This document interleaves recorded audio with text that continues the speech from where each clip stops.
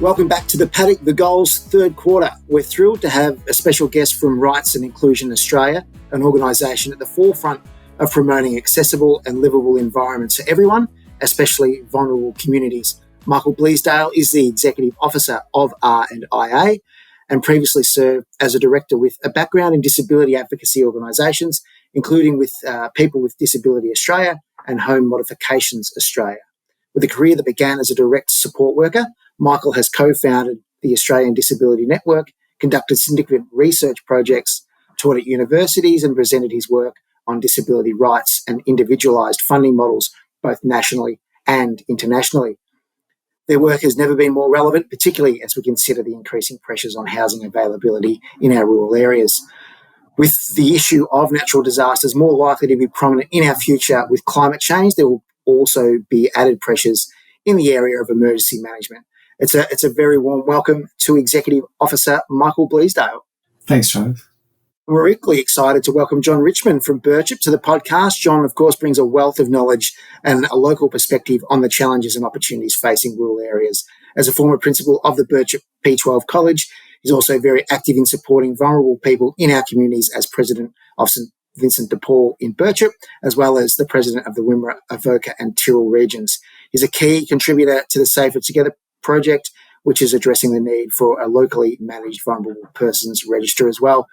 Thanks for making some time. John, welcome. Thank you. Cheers. Michael, in emergency situations, evacuees are often forced to leave their communities, exacerbating existing housing issues for vulnerable individuals. How can increased social housing in rural areas facilitate quicker community recovery and provide stability for our at-risk families? Well, I mean, emergency situations, I think, hold a bit of a light up to the current housing crisis, but also what I would regard as a failure of the housing market to be able to deal with these sorts of problems effectively. We know that, when there is an emergency situation, we've had the fires and, of course, the floods, the devastating floods we've had over the last few years. It really does displace people, and it actually makes it much more difficult for people who are living with certain vulnerabilities to then be able to rejoin their communities if housing isn't available. I think, that the market tends to build cheap housing to turn the dollar. It will build it in places that are convenient to him. Many people with disability or older people need to be living in situations where they're close to their families, their social networks, the services they require. And of course, everything we've seen in the housing market across Australia at the moment is pushing people further and further away from those because of the cost, and that's due to lack of availability. But there's also the issue of the suitability of the houses that are being developed. What I believe is that social and community housing has a mandate to actually provide what people need in regard to their housing. And in those times of crisis, it can at least be relied upon to be building the right type of housing in the right places for people. And very importantly at this point, charging them a fair rent that they can have certainty about going into the future. So I think all of those things are really important. We've really let social and community housing decline over the last several decades. There's not enough of it in the community. We need more of it. And I think, we're witnessing year after year, unfortunately, because of climate change, the need for a much greater presence of reliable and suitable housing in the community. And John, social housing being that issue that it is and multiplied in these emergency events, what more can we be doing as a community in support of community-led initiatives for improved social housing? Can I just give you a bit of context about Birchip and then, of course, Bull Oak as well? Please. But in Birchip, we are lucky enough, I suppose, to have 10 two-bedroom units. Now, those units are accessible, they're inclusive, they're low level, and they're ideal for frail-aged people, but also people with disabilities. And, of course, if they do have disabilities, we then go in and tailor-make to make sure that person is suitable for that accommodation. We also have 12 public housing units. I'm involved in the community housing. for so many years now, we've been trying to get funding to build 6 more units. We desperately need six more 2-bedroom units. We've got too many people, and we've got about 30 people on our waiting list, and they tend to be older. And of course, people are living into old ages now, but they're tending to be older, frail-aged people, and they're living in inappropriate houses. They've got different floor levels. They've got perhaps bathrooms and toilets that are outside. They're distant from the town. They're not close to services.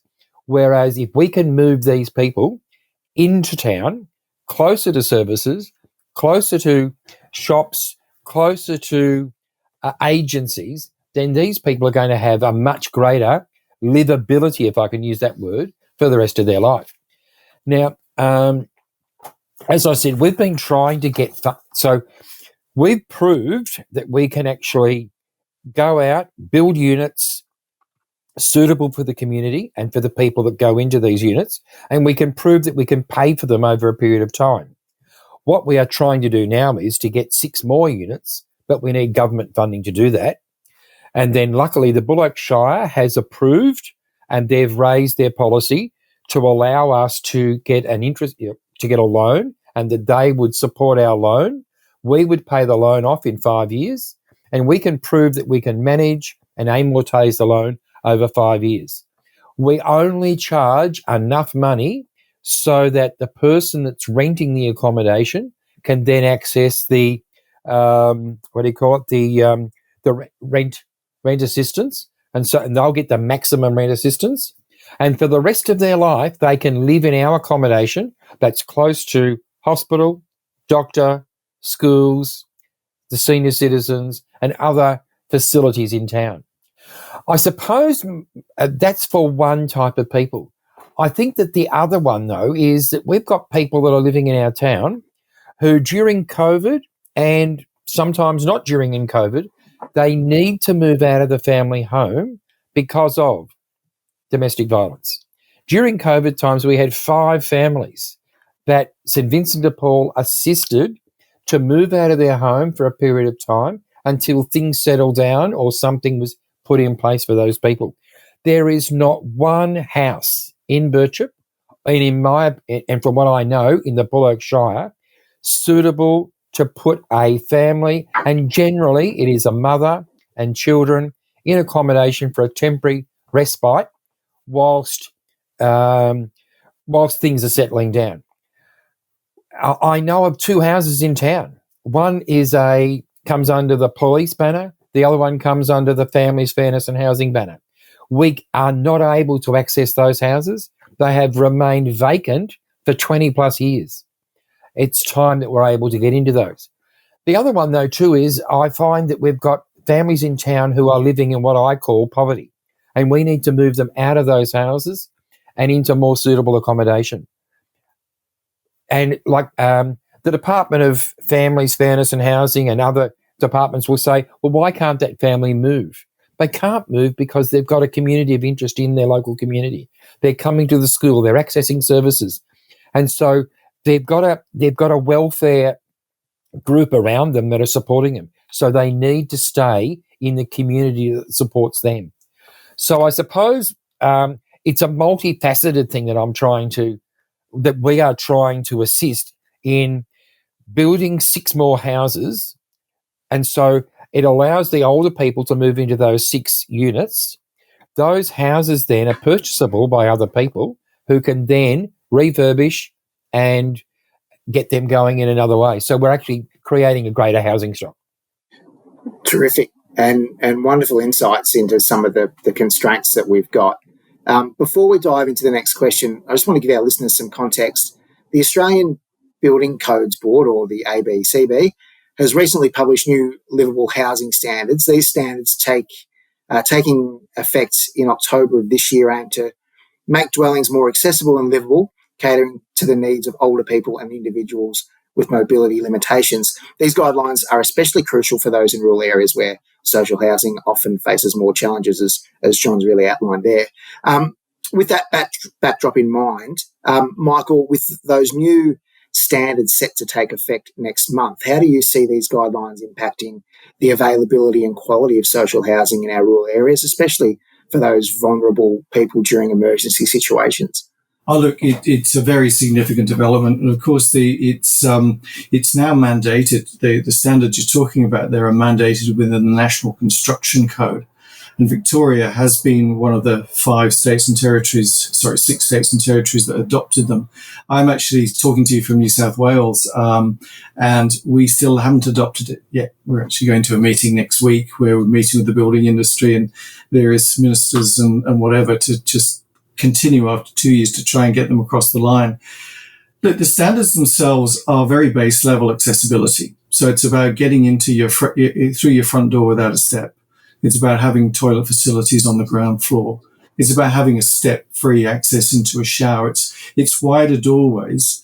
These are all really important and actually going to save consumers and governments money in the long run, because just little things about what they call noggins in the walls in bathrooms will make it much easier for you to affix a grab rail and a handrail as and when you require it. And I think in terms of the question you've asked me is there about how it's going to affect social housing. I mean, social and community housing has probably led the way around accessibility anyway.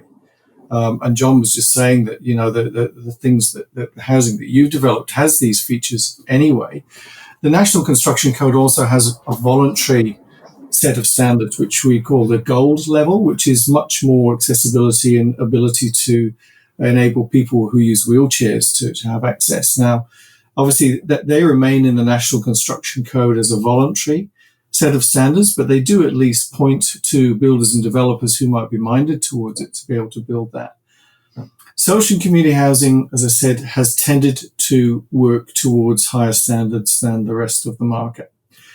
The construction code changes, which actually unfortunately don't take place in Victoria until next May. They've actually pushed it back 6 months. But that will affect the whole market. So that will be all the private market. And I think where it comes in to play is that there's going to be more choice and availability then for people who need these features down the track. And so that takes a little bit of pressure off the social community housing if, in fact, people are just needing those features and they're only available in social and community housing. If it's actually available across all markets, which it will be, as new stock comes on board, I think that's going to be important. And I guess in emergency situations, I'm thinking in the past of when there's been housing crises and departments have made decisions and taken policies to actually place their tenants or applicants for social and community housing in private housing instead and charging them the usual rates. That option isn't as available at the moment because housing itself isn't as accessible and suitable to people. But we'll be rectifying that situation over the next, let's be honest, that's 5 decades really. That'll probably be how long it takes to regenerate the housing stock. But they're very significant. So, it's very exciting. It's only taken us 20 years to get to this point.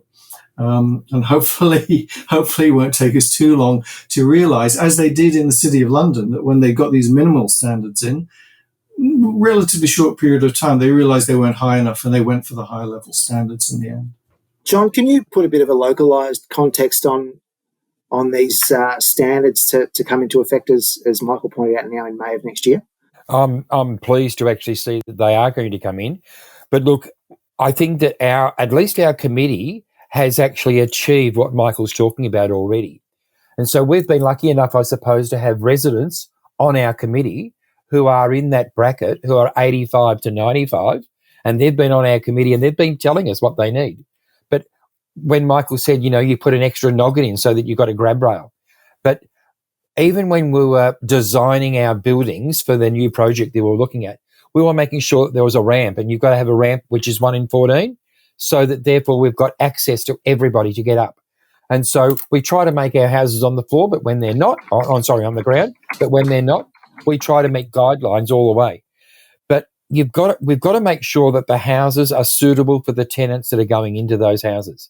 And if they're not, and we need to make modifications, then we make sure that we do in fact make those modifications. So I very much welcome those standards. And it's not just for community, and public housing. I'm actually talking about the whole wider group, so that any house that becomes available for a rental, then I think it should be appropriate that the person who either owns that house makes those modifications so that it is tenantable. Great point. Great point. Michael, tell us more about the role of the Rights and Inclusion Australia and how people in Bull Oak who are interested in the work that you do seek more information. Thank you. We're a very small organisation. We are national, though, in our approach. It's only really in the last 2 or 3 years that we've actually had employed staff. I used to be on the board before we got a project that enabled me to actually come on and do some part-time work. And so I have a full-time project director and a couple of casual project officers as well working on this project. So, as I said, very, very small. We are what's called a disability representative organisation, which means that the majority of our members and also the majority of our board directors are identified as people with disability. Where we differentiate ourselves from other DROs is that we have a strong focus on housing and the built environment. So as I said, we're doing this project at the moment and we have, I think, we have been in Victoria early in the year, doing a forum in Melbourne and one in Bendigo, which is looking specifically at trying to provide greater housing options to people with disability. It's about trying to provide people with information and give them the capability through that information to find housing options. As you can imagine, with the current housing crisis, there's not a lot of housing options to be had. So a lot of our work then goes into systemic advocacy. And our partners in that project are National Shelter and all of their affiliates around the country. And we work very closely with them to make sure that the issues that are relevant to older people and also people with disability are being represented in all the advocacy they do, which is extremely relevant, as you can imagine, given the bill that passed yesterday in federal parliament. So we're doing that, and we're actually going to be a member of the National Council of National Shelter. And again, so we'll be able to carry on with that advocacy going forward. And we also work internationally. We've done a project which we hope to do some more work on. We've developed some accessibility guidelines and standards for the Pacific region, which is about the built infrastructure, the public infrastructure as well. So the big challenge there, writing it is one thing. The next big challenge is actually implementing it across 20 nations. So we've got those kind of connections internationally as well as nationally. A small organization trying to do a heck of a lot with not a lot. People can link into us. I think the easiest and best way is just through our website, which is simply www.riaustralia.org. There's no AU, it's just .org. So that would be the way, and all the information I've provided you here and now you'll be able to find that on the website. Excellent. We'll endeavour to get that website into our show notes. Thank you, Michael. John, in the context of the Safer Together project, which we mentioned off the top, the maintenance of a comprehensive vulnerable persons register has emerged as a critical consideration, particularly in the light of the recent flood event that led to evacuations to Wycheproof.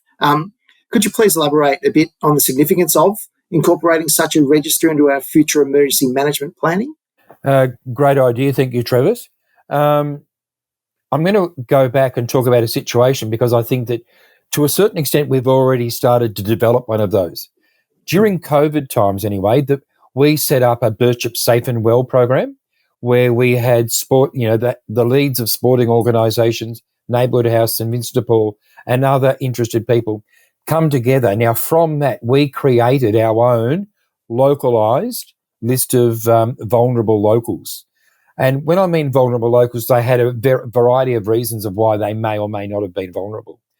So from that, then, we made sure that we then checked on those people on a regular basis. And that check-in might have been just a phone call, drop in, might have been a Meals on Wheels check, might have been, can we go down the street and get your groceries and things like that. But we already had our list of people that we often check in on. But I think that we're very happy to support that greater list because I think we do need to have a list of vulnerable people. I think that we can deliver then more timely support to those people. I know that in the drought, We had actually a flood in 2018. Now, in 2018, we did have some homes needed to be evacuated, but one particular family needed to be evacuated straight away. And St Vincent de Paul assisted that family to move out. The only place we could put them in was a cabin in the caravan park. So St Vincent de Paul were able to do that. But we didn't know that they were necessarily vulnerable. We do now know that. And we supported those. So I think having that list would be so much more timely in an emergency situation. But it would also assist with the knowledge that we know the trigger points around the places too where perhaps family violence might occur, and so then you can act quicker. Can I also make another comment, just in and it's not related to the question that you asked me, Travis. It's in relation to housing in general. And I know that we live in a rural area in Victoria, and this is replicated in every rural area in Victoria and, in fact, Australia. There are just not enough houses. And so but the fact that there's not enough houses therefore means that there's not enough emergency houses. And so therefore we are desperately in need. And so if we're even able to attract anybody to come to our country towns to live, we can offer them the job, but we can't place them anywhere because there's nowhere for them to live. And so that's a real issue in the first place.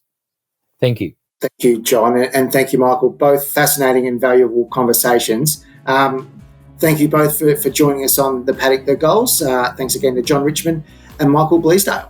Thank you. Thank you. Cheerio.